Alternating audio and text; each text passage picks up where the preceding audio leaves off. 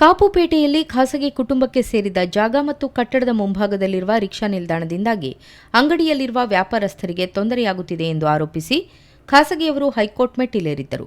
High court ಅವರ ಪರವಾಗಿ ತೀರ್ಪು ನೀಡಿ ರಿಕ್ಷಾ ನಿಲ್ದಾಣವನ್ನು ತೆರವುಗೊಳಿಸುವಂತೆ ಸೂಚನೆ ನೀಡಿತ್ತು. ಏಕಾಏಕಿಯಾಗಿ ಬಂದ ಹೈಕೋರ್ಟ್ನ ಆದೇಶದಿಂದ ಗಲಿಬಿಲಿಗೊಂಡ ಕಾಪುಪೇಟೆಯ ಎಲ್ಲಾ ರಿಕ್ಷಾ ಚಾಲಕರು ರಿಕ್ಷಾ ಸಮೇತವಾಗಿ ಪುರಸಭಾ ಕಚೇರಿಗೆ ಆಗಮಿಸಿ ಮುತ್ತಿಗೆ ಹಾಕಲು ಮುಂದಾದರು.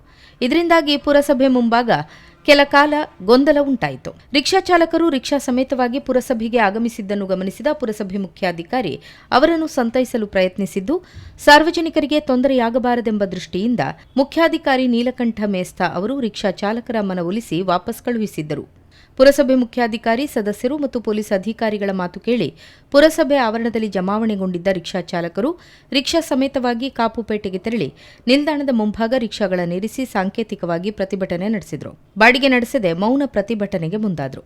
ಈ ವೇಳೆ ಸ್ಥಳಕ್ಕಾಗಮಿಸಿದ ಪುರಸಭಾ ಮುಖ್ಯಾಧಿಕಾರಿ ನೀಲಕಂಠ ಮೇಸ್ತಾ, ಕ್ರಾಪು ಕ್ರೈಂ ಎಸ್ಐ ಶುಭಕರ್, ಸ್ಥಾಯಿ ಸಮಿತಿ ಅಧ್ಯಕ್ಷ ಕಿರಣ್ ಆಳ್ವ ಮತ್ತು ಅಧಿಕಾರಿಗಳು ಮತ್ತು ಜನಪ್ರತಿನಿಧಿಗಳು ರಿಕ್ಷಾ ಚಾಲಕರು ಮುತ್ತಿಗೆ ಹಾಕಿ ತಮ್ಮ ಪ್ರತಿಭಟನೆಯನ್ನು ವ್ಯಕ್ತಪಡಿಸಿದರು. ಮುಖ್ಯಾಧಿಕಾರಿ ಮಾತನಾಡಿ, ಸರ್ಕಾರಿ ಅಧಿಕಾರಿಗಳಾಗಿ ಹೈಕೋರ್ಟ್ನ ಆದೇಶವನ್ನು ಪಾಲಿಸುವುದು ನಮ್ಮ ಕರ್ತವ್ಯ. ರಿಕ್ಷಾ ಚಾಲಕರಿಗೆ ಅನ್ಯಾಯವಾಗದಂತೆ ನೋಡಿಕೊಳ್ಳಲಾಗುವುದು. ಸದ್ಯಕ್ಕೆ ಹೈಕೋರ್ಟ್ನ ಆದೇಶದಂತೆ ರಿಕ್ಷಾ ನಿಲ್ದಾಣವನ್ನು ಮತ್ತು ನಿಲ್ದಾಣ ಮುಂಭಾಗದ ಫಲಕವನ್ನು ತೆರವುಗೊಳಿಸುವುದು ಅನಿವಾರ್ಯವಾಗಿದೆ ಎಂದರು. ಇದಕ್ಕೆ ರಿಕ್ಷಾ ಚಾಲಕರೆಲ್ಲರೂ ಆಕ್ಷೇಪ ವ್ಯಕ್ತಪಡಿಸಿದರು. ಜಾಗ ಇದೆ, ಲ್ಯಾಂಡ್ ಇದೆ, ಅದು ಒರಿಜಿನಲ್ ಡಾಕ್ಯುಮೆಂಟ್ ಮಾತ್ರ ಇದೆಯಾ? ಅದು ಒರಿಜಿನಲ್ ಮಾಲೀಕರು ಡೈರೆಕ್ಷನ್ ನೋಡ್ಕೊಂಡು ಕೋರ್ಟ್ ಆರ್ಡರ್ ಮಾಡಿದೆ ಸರ್. ಕೋರ್ಟ್ ಆರ್ಡರ್ ಎಲ್ಲ ನೋಡೇ ಮಾಡಿರ್ತಾರೆ. ಬಟ್ ಏನಾಗಿದೆ, ಈಗ ರಿಕ್ಷಾ ಸ್ಟ್ಯಾಂಡ್ ಬೇಕು, ಸಾರ್ವಜನಿಕರು ಬೇಕು, ಹಾಸ್ಪಿಟಲ್ ಹೋಗಿ ಸಣ್ಣ ಮಕ್ಕಳಿಗೆ ತೊಂದರೆ ಆದರೆ ರಿಕ್ಷಾದವರೇ ಬರ್ತಾರೆ, ಮತ್ತೆ ಯಾರು ಬರಲ್ಲ. ಬೇಕು, ಅದು ನಾನು ಒಪ್ಕೊಳ್ತೇನೆ. ಆದರೆ ಹೈಕೋರ್ಟ್ ಡಿಸಿಷನ್ ಹಿಂದೆ ಏನಾಗಿದೆ ಅದ್ರ ಬಗ್ಗೆ ಎಲ್ಲ ಗುಲಂಕುಷವಾಗಿ ಚರ್ಚಿಸಿ ಹೈಕೋರ್ಟ್ ಒಂದು ಆರ್ಡರ್ ಮಾಡಿದೆ. ಆ ಆರ್ಡರ್ ಮಾಡಿದ ನಂತರ ನಮ್ಗೇನು ಕಾಲ ಆರ್ಡ್ರಲ್ಲಿ ಆ ತೆರವುಗೊಳಿಸಿದ್ರೆ ಅಂತೇಳಿ, ಕನ್ಸ್ಟ್ರಕ್ಷನ್ ಏನಿಲ್ಲ, ಅವ್ರದ್ದು ಶೆಡ್ ಗಿಡ್ ಏನಿಲ್ಲ, ಒಂದು 2 ಸ್ಟ್ಯಾಂಡ್ ಇದೆ, ಅದನ್ನ ತೆರವುಗೊಳಿಸಿ ಅಂತ ಹೇಳ್ಬಿಟ್ಟು ನಾವು ಬೋರ್ಡ್ ಹಾಕ್ತೇವೆ ಸರ್. ಪುರಸಭಾ ಸದಸ್ಯರಾದ ಶೈಲೇಶ್ ಅಮೀನ್, ಅನಿಲ್ ಕುಮಾರ್, ಸರಿತಾ ಪೂಜಾರಿ ಮೊದಲಾದವರು ದನಿಗೂಡಿಸಿದರು. ಈ ವೇಳೆ ಕ್ಷಣಕಾಲ ಗೊಂದಲದ ವಾತಾವರಣ ನಿರ್ಮಾಣವಾಯಿತು.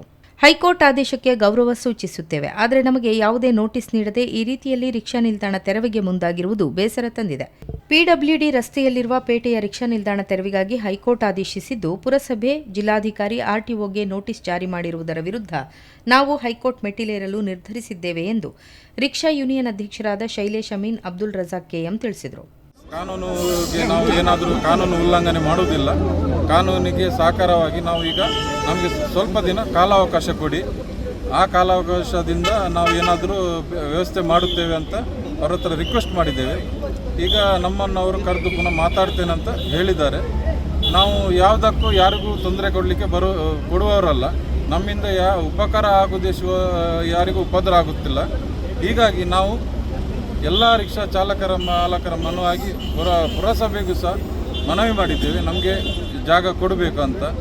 ಈಗ ಹಾಗೆ ನೋಡಲಿಕ್ಕೆ ಹೋದರೆ ಇಲ್ಲಿ ಅಂಗಡಿಯ ಎದುರುಗಡೆ ಜಾಗ ಇರೋದೇ ಮುನ್ಸಿಪಾಲ್ಟಿ ಜಾಗ, PWD ಜಾಗ. ಇವರು ಏಕಾಏಕಿ ನಮ್ಮನ್ನು ತೆಗಿಬೇಕಂತ ಹೇಳಿದರೆ ನಾವು ಹೋಗೋದಿಲ್ಲಿ, ನಮಗೆ ಏನು ವ್ಯವಸ್ಥೆ ಇದೆ ಇಲ್ಲಿ. ಹಾಗಾಗಿ ಇದರ ಬಗ್ಗೆ ನಾವು ಕಾನೂನು ರೀತಿಯಲ್ಲಿ ಹೋಗ್ತೇವೆ.